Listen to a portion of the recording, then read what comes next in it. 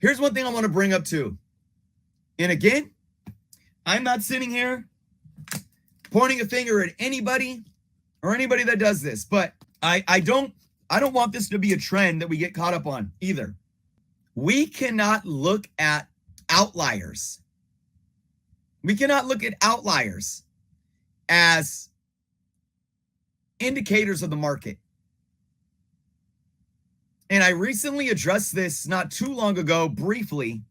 When I do my videos of, comics to invest in or whatnot, I always use averages. And I've talked about fair market value. Fair market value is never an exact science, and it's always a rolling average that changes day to day, week to week, day to day. So you always have to take fair market value with a grain of salt, because it's not always one thing exactly. Another thing with fair market value, because you get it by computing averages, you have to know how to compute your averages. And I don't want to say I called them out, but I talked about Go Collect and how they did theirs. And I even talked about Cover Price. I actually talked with Cover Price about this, and they updated how they calculate their fair market values. Cover Price used to take fair market value. They used to take, say, there's, Avengers Annual number 10 and a 9.8. They would take sales from way back from 2013 up to present and average it and call that the fair market value. When really, that's kind of, I wouldn't say deceitful, but it's misleading, because you can't, that book was probably in a 9.8, may have been selling for $80 7 years ago, where now it's probably selling for, over $500. I don't even know. I'm just throwing random numbers out there. So what happens when you do an average? You guys, come on, basic math. You know how to do an average. You take all the sales, $100, $200, $150, $200, you add them all up, and then you divide them by how many sales there were. If you have a sale of $80 from 7 years ago, and you're adding that to current sales of $450, $500, $550, that 80 is going to be an outlier that throws that average off. It's going to bring that average way down, and it's going to say that the fair market value of this book in a 9.8 is much lower than it is.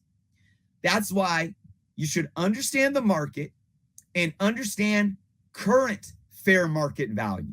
So when I do my videos and I calculate fair market value, I usually only take from the most recent months.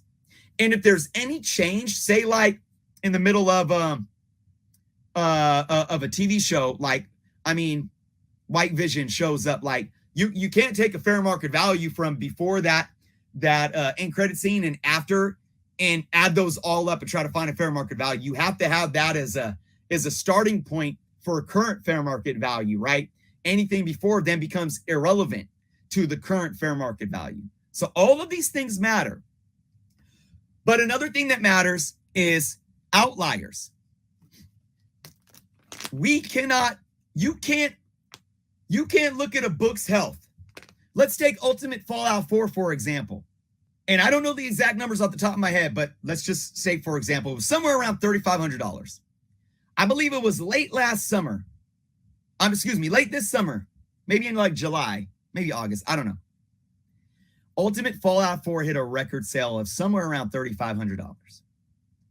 The last I looked, the book was still selling above $2,500 in a 9.8.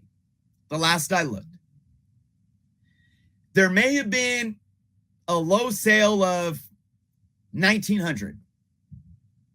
But still, if I take the fair market value of, say, the last 3 weeks and calculate a fair market value for a UF4 9.8, even though there was a low of $1,900, my fair market value still came back $2,559, right? Would it do you justice if I came and made a video and said, Ultimate Fallout 4 is tanking? And then I come on my video and I show you a high sale of $3,500 and I show you a low sale of $1,900. Let's do the math. We're going to do the math right now. So $3,500 minus 1,900 is a $1,600 difference divided by 3,500. That's a 46% drop. So would you guys appreciate me? Would you guys appreciate me if I came and did a video and said, this key comic drops 46%. And I made a thumbnail of like a basket with the comic blur. Maybe you don't see the comics blur out. And it's like on fire, right? Like it's tanking.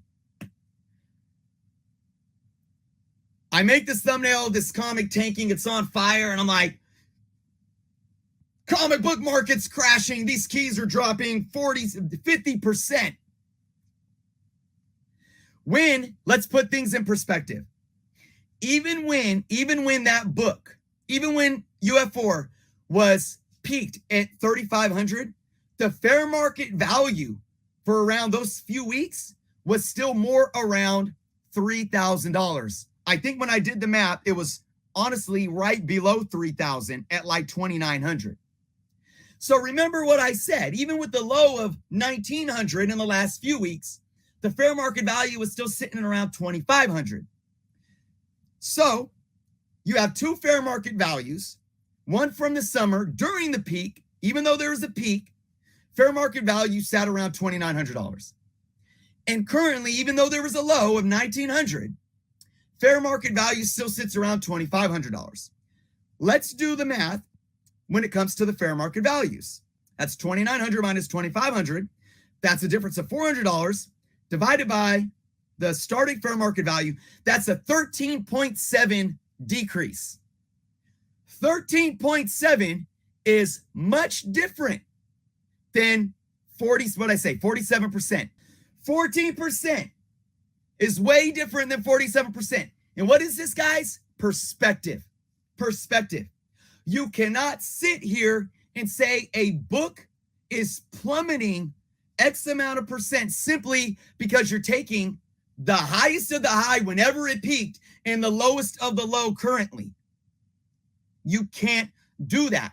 Especially the issue with comic books, guys, is that especially with 9.8s, the problem with comic books is it's not like your standard retail consumer market where you have thousands on the shelf at a time. Supply and demand works differently there. A 9.8 of UF4, there can literally be only maybe 5 auction items on eBay ending in a matter of a week, or maybe even less. And it could really mean the difference of one person, 1 or 2 people bidding one day that are willing to pay $500 more than the majority of the other people bidding. All it takes is 1 or 2 people to drive an outlier. Then it could take one day where maybe the handful of people that are willing to pay more, maybe they're at work or they're just not on eBay. And maybe, there was a couple people that were bidding it up that didn't have the means or as much money. And that's why the low end sold for what it was. There's so many variables involved here. And that's why you have to use averages.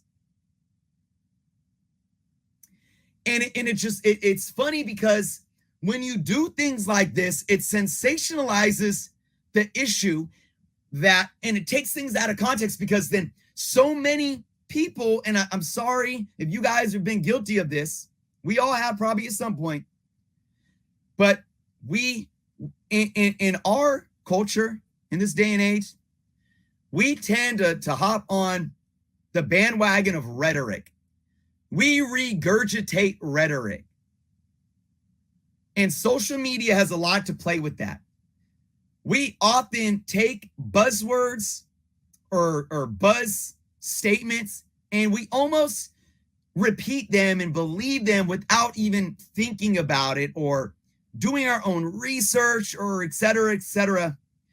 And when we sensationalize the fact, these books are crashing because we're using outliers, it almost creates this regurgitated rhetoric of what does it go? It goes back to these extreme points of views that collectors have. The comic book market is crashing when it's not. Because and that's why if you guys have watched, I made recent videos saying, have these MCU spec books tanked? Because I get comments in my videos from some of you guys. Oh yeah, that's why I don't buy MCU spec, because look at them now. They're worthless. That's not the case. And I showed you how, even though some have decreased by maybe 20% since the show, 25% since the show, they are still 150%, 200%, 400% up from where they were before the show, because the market is healthy and they set new floors. Mark just said Comic Tom doesn't do averages, he takes outliers. You're right, but the thing with Comic Tom's, and I haven't watched his show, and is that when he does that in a while, but catch me if I'm wrong. He's not comparing it. He's not taking, all he's doing is reporting on record high sales. And look, I think it's valid to talk about record highs. I've shown off record highs in some of my videos. But I don't think Comic Tom is sitting there saying, this is the record high, this is a record current low, and this is how much this book has dropped. Tell me if I'm wrong, but from my understanding, I don't think Comic Tom has ever analyzed a book like that. So again, moving into 2022, that's one thing that I want you guys to really pay attention to. Understand fair market value. Understand that it's a rolling average that's never an exact science. And please do not get caught up on outliers, whether highs or lows. If you are focused on outliers, highs or lows, you can become victim of two things. One, you can become victim of reactionary buying, where you essentially think that you need to pay as much as that high, or you can create a false narrative of the actual health of the market and think that these comic books are really dropping extreme amounts. You could go back to pre-COVID and look at certain books, especially for some that don't have a lot on the census. And guys, this is my job. I do this every day. I study the market every day. I'm looking at the data every day. There are literal books in certain grades that make no sense. They will have a sale in a 9.6 or a 9.8 one day for $250. And the next day, there'll be a sale for $80. But then the next day after that, the next one sells for $200. It doesn't speak to the health of the market. And even when you calculate the outliers into an average, it still gives you a better understanding of a true or a more valid fair market value for that book.